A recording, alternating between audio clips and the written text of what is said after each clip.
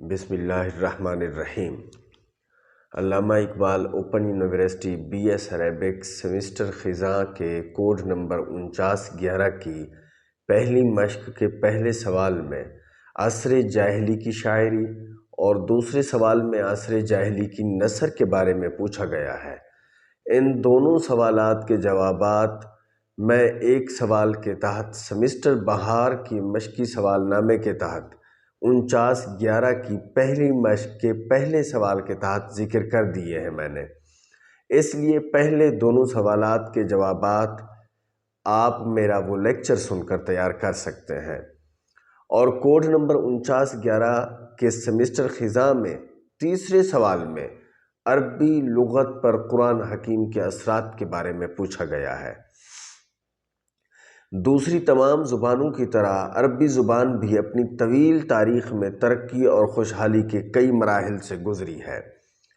عربوں نے اسلام کے آنے تک اسے قائم کیا، اس کا تعارف کرایا، اس کے الفاظ کی اصلاح کی اور اسے معدومیت اور نقصان سے بچایا۔ اللہ تعالیٰ نے اسے اپنی عظیم کتاب اور آخری پیغام کی زبان بنا کر عزت بخشی ہے اور اسے تہذیب کی زبان میں بدل دیا اور ہمیشہ کے لیے اسلامی زبان بنا دیا۔ عربی زبان اپنی پختگی اور ترقی کے کئی مراحل سے گزری ہے۔ سب سے پہلے کلاسیکی عربی زبان کی تشکیل ہے۔ خدا تعالی نے عربی زبان کو اپنی عظیم کتاب اور آخری پیغام کی زبان قرار دیا، چنانچہ اس نے خود ہی عربی زبان کی خود مختاری اور اس کی حفاظت کی راہ ہموار کی، جیسا کہ اس نے قریش کے لہجہ کو باقی تمام لہجوں پر فوقیت دی۔ اختصار کے پیش نظر اسواق کو دیکھیں، اسواق والی جو ہیڈنگ ہے اسے دیکھیں۔ بازاروں نے بھی قریش کے لہجہ کو پھیلانے اور کنٹرول کرنے میں بڑا کردار ادا کیا، اور دوسری طرف معلقات کی شکل میں شاندار ادبی پیداوار فراہم کرنے کی ہے، جو کہ عربی ادب میں ایک اعلیٰ مقام رکھتی ہے۔ اختصار کے پیش نظر آگے صفحہ نمبر 105 چھوڑ دیں، صفحہ نمبر 106 کو دیکھیں۔ ارتقاء لہجہ قریش کو دیکھیں۔ اب ارتقاء لہجہ قریش کا مطلب ہے قریش کے لہجہ کی ترقی۔ اس میں بعین ہی وہی مفہوم بیان ہو رہا ہے جو کہ ہم اسواق کے عنوان کے تحت پڑھ کر آئے ہیں، اس لیے میرے خیال میں اس کی پہلی 6.5 سطریں لکھ لیں اپنی مشق میں۔ مفہوم وہی ہے جو اوپر ہم بیان کر چکے ہیں۔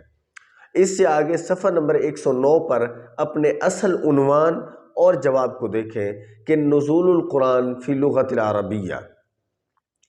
اس میں کوئی شک نہیں، قرآن حکیم ایک ایسا بیانیہ معجزہ ہے جس کی فصاحت و بلاغت کے اعتبار سے انسانی ادب کی تاریخ میں کوئی مثال موجود نہیں ہے، جو دلوں اور روحوں پر سب سے زیادہ اثر انداز ہے اور تمام موضوعات کو اپنے اندر سمیٹے ہوئے ہے۔ ان میں سے باریک، آسان اور مشکل سب موضوعات شامل ہیں۔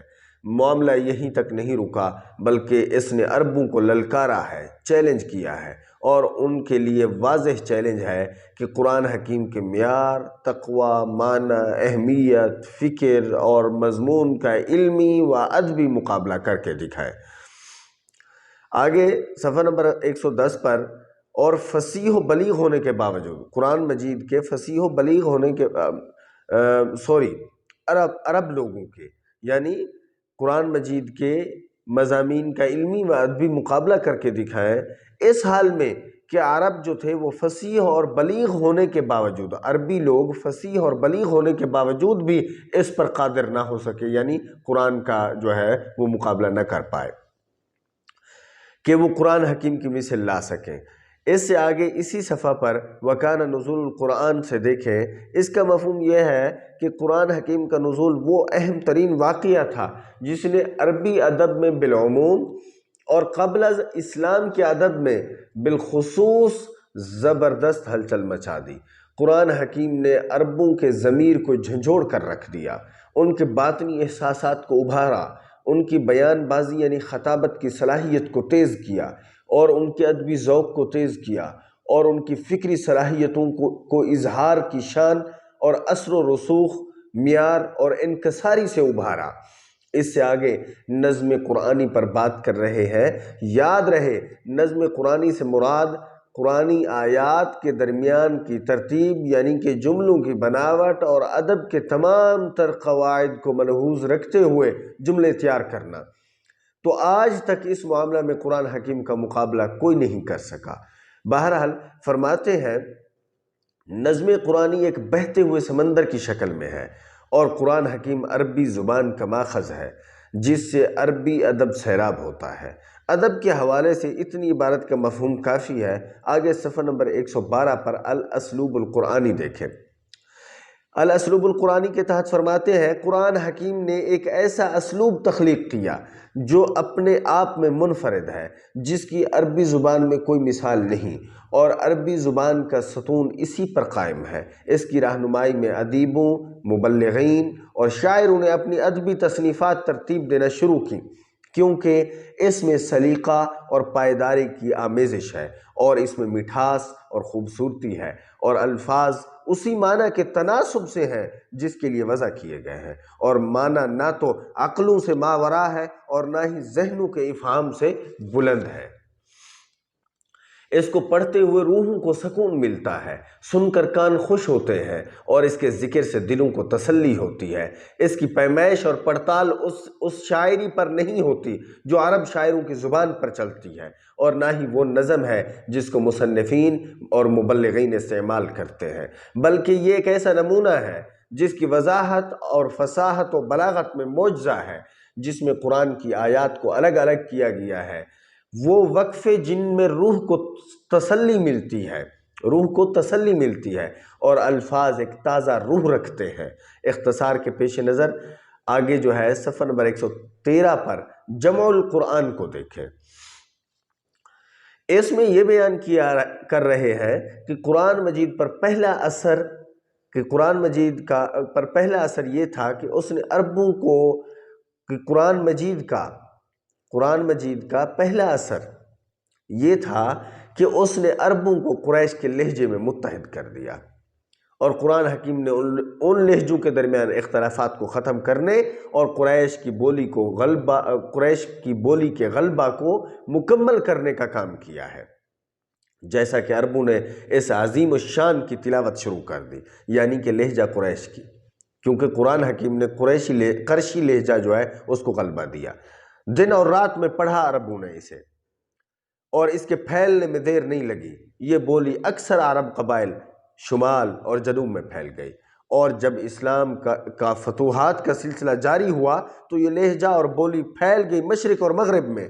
اور اس سے آگے اسی صفحہ پر جعلها لغة دینیة کا عنوان جو ہے اس کو دیکھیں کہ قرآن حکیم نے عربی زبان کو دینی زبان بنا دیا، یعنی ایک ایسی مذہبی زبان بنا دیا جو اپنے اندر ایک ایسا الہی معجزہ رکھتی ہے جس میں زندگی کا ایک مکمل اور مربوط آئین شامل ہے، جس میں دونوں جہانوں کی سعادت، تمام انسانیت کے لیے رہنمائی، اور روحانی، ذہنی، جسمانی اور انسانی اقدار کو نظر انداز نہیں کیا گیا ہے۔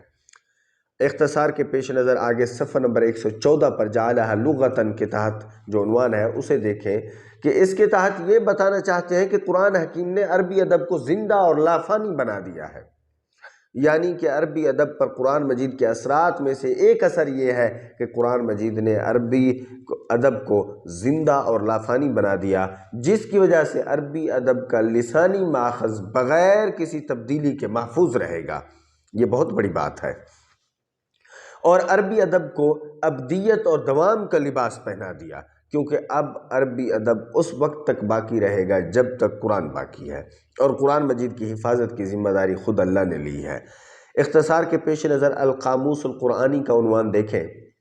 اس کا مفہوم یہ ہے کہ قرآن کریم نے عربی زبان کو وسیع اور دور رس افق کے ساتھ ایک عالمی زبان بنا دیا، کیونکہ قرآن پاک نے اس میں نئے معانی اور اصطلاحات متعارف کروائی ہیں